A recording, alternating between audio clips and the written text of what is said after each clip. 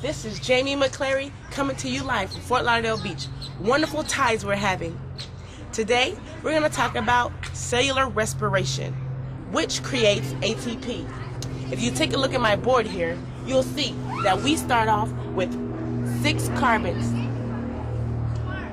They're going to go through a process called glycolysis. They're going to separate into 2 pyruvates.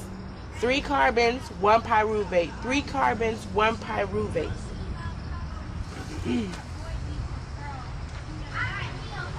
Pause.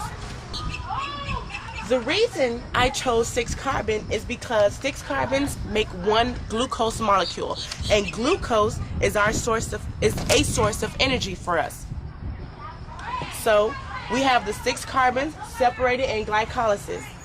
They make 2 components, pyruvate molecules. Then they go into a transition period called the Krebs cycle. Here you'll find it. The purpose of the Krebs cycle is to make NADH and FADH2.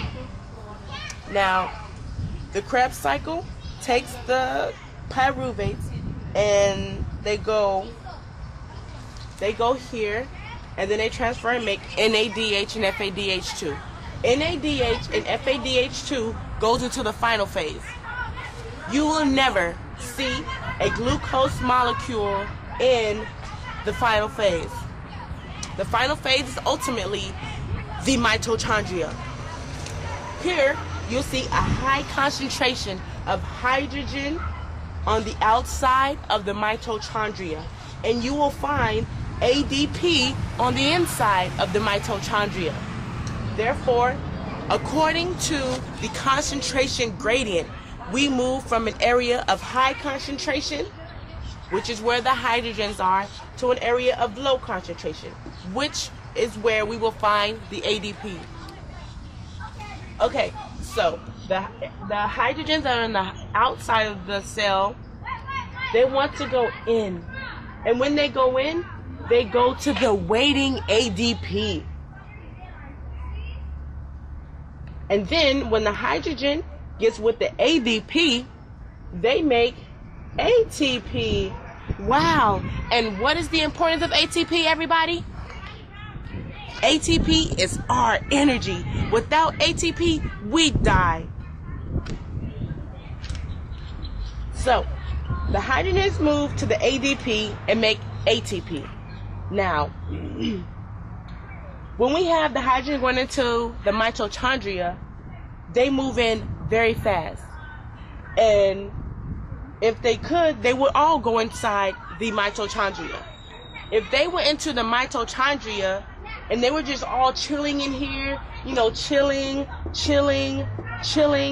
we'd have high concentration inside the mitochondria and high concentration outside the mitochondria. Therefore, we have oxygen. Superman oxygen. Oxygen mates with the hydrogen. The oxygen takes 2 hydrogens, right? They take 2 hydrogens and they make H2O, right? If the oxygen wasn't there to take up the hydrogen, we'd die. We'd seriously die. That's why it's very important for us to get oxygen. Recap everything. We start off with 1 molecule of glucose. That molecule is broken down to 6 carbons, right? Then those 6 carbons go through a process called glycolysis. The glycolysis separates the carbons into 2 pyruvates. 3 carbons to 1 pyruvate. 3 carbons to 1 pyruvate. Then those pyruvates go through something called the Krebs cycle. In the Krebs cycle, those carbons are broken down and placed with other elements to make NADH and FADH2.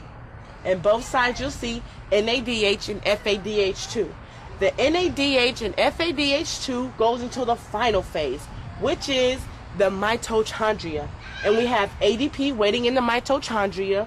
Waiting outside is the hydrogen. The hydrogen wants to go into the mitochondria. When the hydrogen goes into the mitochondria, it goes into the ADP. When the hydrogen meets with the ADP, it makes ATP, which is one of our energy sources. Also, in the mitochondria inside the cell, we have oxygen.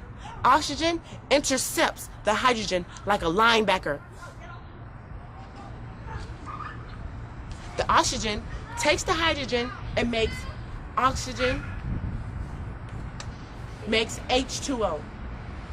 And the H2O, it's safer for our bodies. Therefore, we need oxygen in order to stay alive, because if the oxygen isn't there to take the hydrogen, our ATP would not be created, we would not have energy, and we would die. Therefore, it's important for you to breathe.